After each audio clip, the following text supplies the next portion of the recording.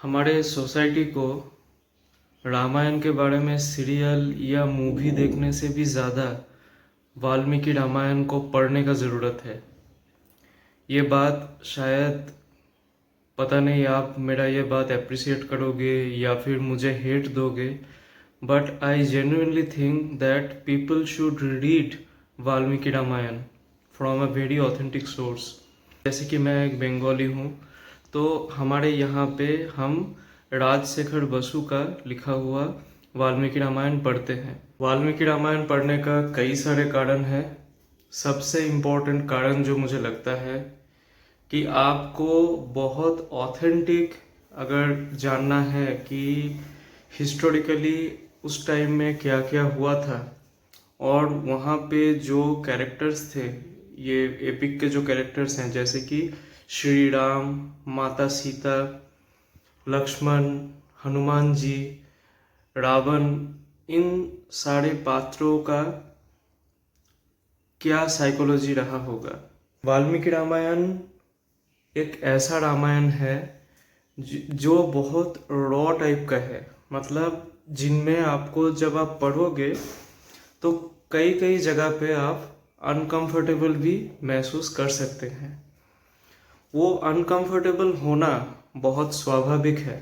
मैं भी वाल्मीकि रामायण पढ़ने का टाइम अनकंफर्टेबल महसूस किया है कई सारे जगहों में, और उनमें से कुछ कुछ जगह को लेकर मैं चैट जीपीटी के साथ डिस्कस किया, और मेरे अंदर अभी भी कुछ कुछ हिस्सों में वो अनकंफर्टेबल फीलिंग अभी भी है। सोसाइटी को ये पढ़ने का ज़रूरत इसीलिए है, सबसे इम्पोर्टेंटली हम लोग क्या करते हैं, हम रावण को बहुत ज़्यादा ग्लोरीफाई करते हैं। एक ट्रेंड अभी चालू हो गया है जिसमें कुछ कुछ पात्रों को, जैसे कि रावण, जैसे कि कर्ण, इन लोगों को ग्लोरीफाई किया जाता है।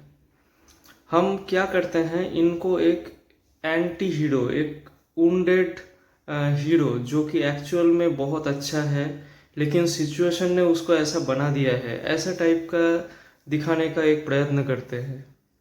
अब ये कहाँ से शुरू हुआ, या फिर एक ये सनातन रिलीजन के ऊपर किसी का कॉन्स्पिरेसी है, ये मुझे पता नहीं, लेकिन मैंने एक ट्रेंड देखा है कि रावण को लोग ऐसे ग्लोरीफाई करते हैं कि वो बहुत ज्ञानी था, वो शिव जी के भक्त थे, उनके कई सारे गुण थे, और उन्होंने माता सीता को उठाया तो था लेकिन उनको उनसे कभी जबरदस्ती नहीं किया। ये बात जो लोग बोलते हैं उन लोगों को एक्चुअल में वाल्मीकि रामायण का वो प्रेमिसेस पता ही नहीं है कि कैसे उन्होंने माता सीता का हरण किया, और रावण कैसे माता सीता के साथ पेश आते थे। ये सब चीज़ आपको अगर जानना है तो आपको वाल्मीकि रामायण ही पढ़ना पड़ेगा। मेरा सबसे पहले ये अवेयरनेस हुआ, and I am very much indebted to Ami Ganatra madam. उन्होंने, उनका पॉडकास्ट मैं सुनता था और उनके पॉडकास्ट में मुझे सबसे पहले पता चला कि हाँ, ऐसा बहुत सारे डिफरेंसेस हैं जैसे कि हम लोग सोचते हैं।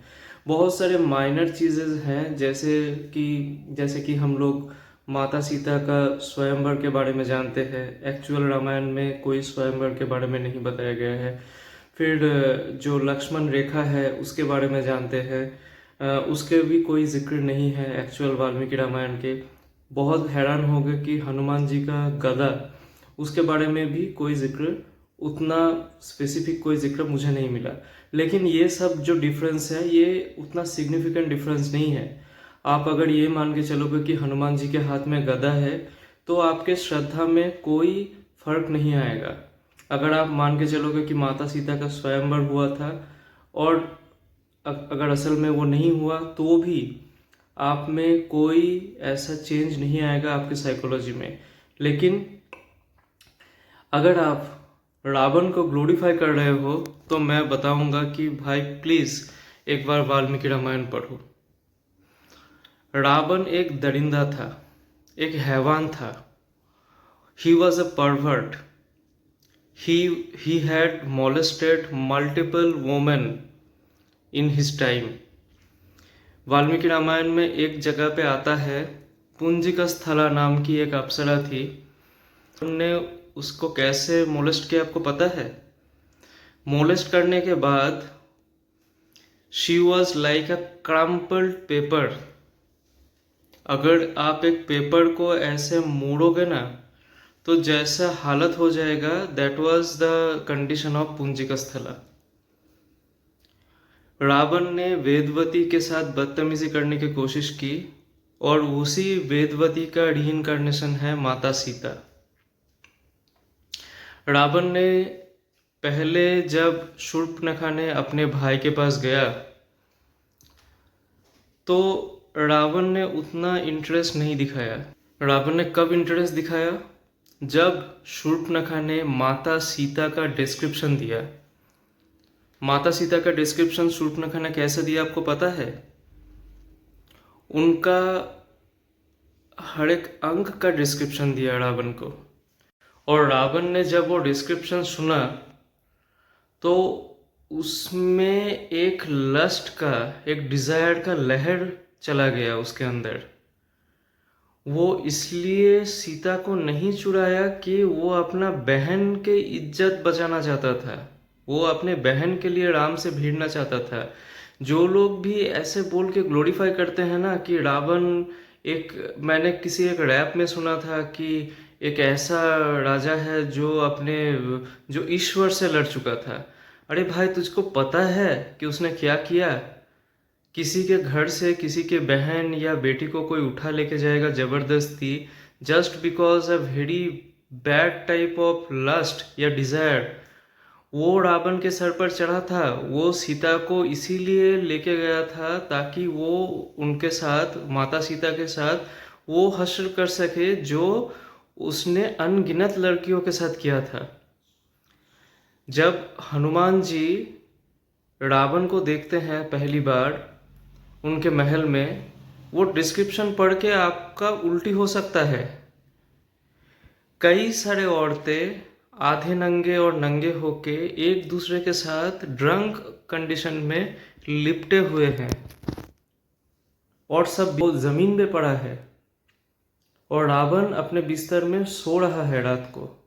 आपको पता है कि वो आदमी कितना नीच, कितना दरिंदगी है उसमें, कितना लस्ट से भरा हुआ है। हम लोग बोलते हैं कि हमारे बेटे ऐसे हैं कि वो दिन फोन चेक करता है और फोन में आप देखते हो कि वो बहुत कॉर्न टाइप का वीडियो देखता है। आप चाहोगे कि आपका बेटा भी ऐसा बने? मतलब बहुत गंदगी भरी थी रावण के दिमाग में जब वो माता सीता को उठाया।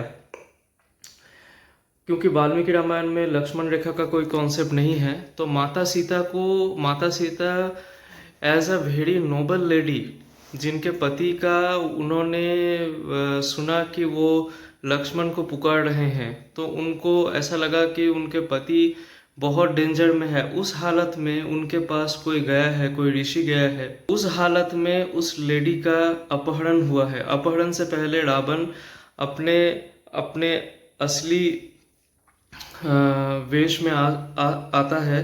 तो उस मोमेंट में माता सीता उनको ऐसी बात बोलती हैं जो सुनने में आपको ये पता चलेगा कि एक्चुअल फेमिनिज्म क्या होता है।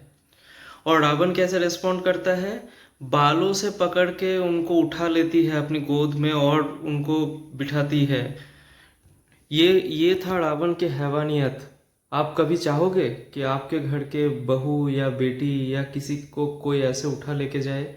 आपके शहर में या फिर आपके मोहल्ले में कोई एक बहुत पावरफुल इंसान होगा जो लड़कियों के साथ अगर ऐसे बदतमीजी करता होगा कि कोई स्कूल से आ रहा है, वो जबरदस्ती अपने गाड़ी में उठा ले गया,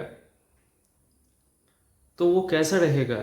क्या उस आदमी को आप इसलिए ग्लोरीफाई करोगे कि वो बहुत बड़ा शिव भक्त है या बहुत बड़े स्कॉलर हैं?